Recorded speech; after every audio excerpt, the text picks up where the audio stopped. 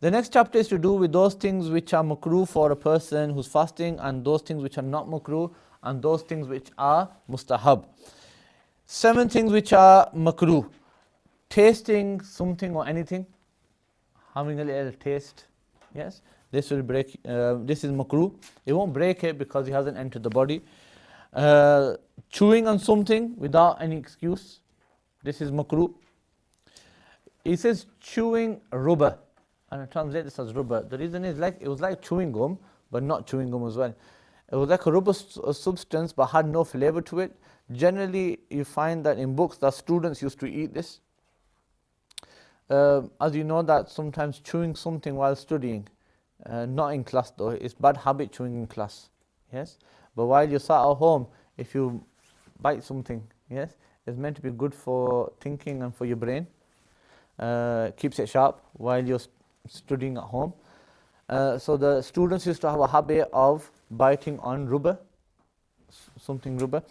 But rubber is something that it has no flavor, yes.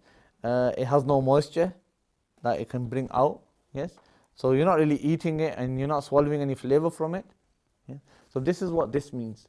Some people use this and say that you can eat chewing gum. Yes? There's a world of a difference between chewing gum and ilk. Okay? What's the difference?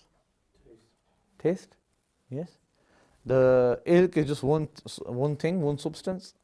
Whereas the chewing gum that we have in our day and age, they're combinations of lots of things, aren't they? Yes? And they have taste, flavors, chemicals, and God knows what. And then we eat them.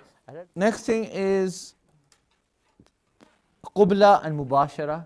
Yes, kissing and things like this.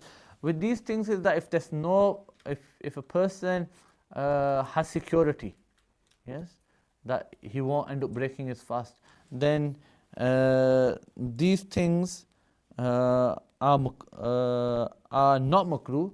And if he has a fear that it will break his fast, meaning he'll end up doing something that he shouldn't be doing, then in this case it is makruh to do this.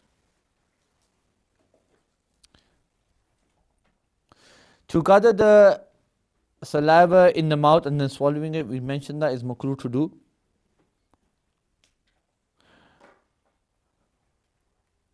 And to do anything which a person feels will weaken him with fasting. So while a person is fasting, anything that he feels that will weaken him to do something like that is makruh as well. Cooking. Sports, yes.